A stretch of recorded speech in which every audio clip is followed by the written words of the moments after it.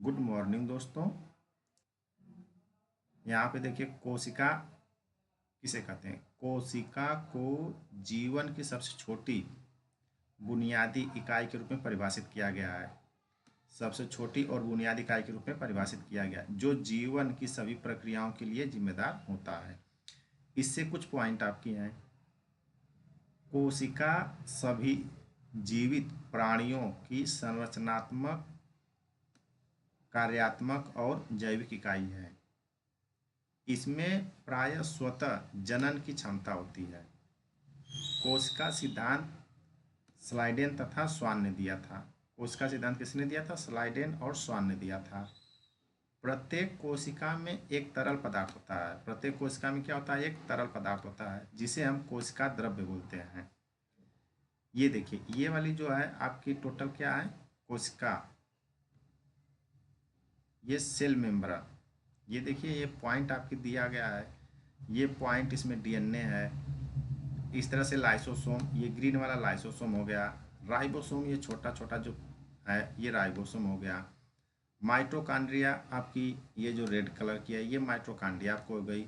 इस तरह से फिगर में आपको टोटल सभी दिखाई गई हैं। गोल्जी बाटी भी जो है ये सब कोशिका द्रव्य में पाई जाती हैं। ये जितने हैं आपके कोशिका द्रव्य में पाई जाती है।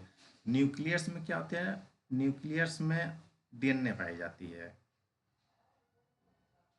काइटोप्लाज्मा भी आपकी जो है कोशिका द्रव्य में ही पाई जाती हैं। इसको हम कोशिका द्रव्य को एक तरफ से मान लेते जीवन की आधार मान सकते हैं। कोशिका जो एक झिल्ली से घिरा होता है, किसे घिरा होता है? झिल्ली से घिरा होता है।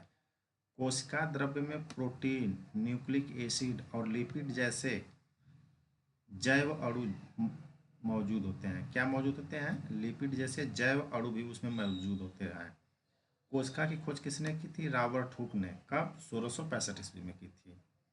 माइकोप्लाज्मा सबसे छोटी कोशिका होती है। माइकोप्लाज्मा क्या है? सबसे छोटी कोशिका है। कोशिका संरचना की खोज किसने की? रॉबर्ट्स ब्राउन ने की थी।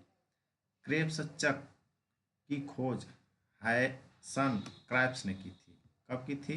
1973 ईस्वी में की थी, 1973 में।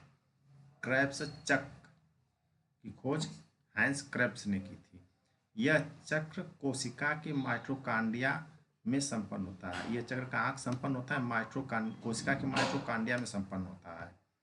माइटोकॉन्ड्रिया को पावर हाउस भी कहते हैं। केंद्रक की खोज रॉबर्ट्स ब्राउन ने कब की थी? 1931 में की थी।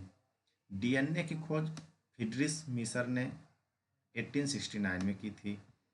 डीएनए का डबल हेलिक्स मॉडल की खोज किसने की थी? जेम्स वाटसन और फ्रांसिस क्रिक ने की थी। किसके? डीएनए डबल हेलिक्स मॉडल का। गाल्जी बॉडी या गाल्जी उपकरण की खोज कैमिलो गाल्जी ने की थी। ये 1898 में की थी। प्लाज्मा झिल्ली या कोशिका झिल्ली एक अर्धपारगम्य झिल्ली है। क्या है? प्लाज्मा झिल्ली जो होती है और कोशिका झिल्ली, ये क्या होती है? अर्धपारगम्य झिल्ली होती है। यहाँ पे आपकी जो है कोशिका द्रव्य दिखाई गई है, सेल मेम्ब्रेन। इसके जो पार्ट हैं वो भी आपको टोटल यहाँ पे दिखाए, कौन से पार्ट कहाँ पे। और ये सब जो हैं कोशिका झिल्ली यानी जो कोशिका जीव द्रव्य है उसी के अंतर्गत ये पाए जाते हैं। कोशिका जीवन की मूल इकाई हो, इसको मैं पहले बोल दिया था। इनका आकार 0.001 mm से लेकर के 150 mm तक होता है। दोस्तों, चैनल को लाइक, सब्सक्राइब और शेयर जरूर करें।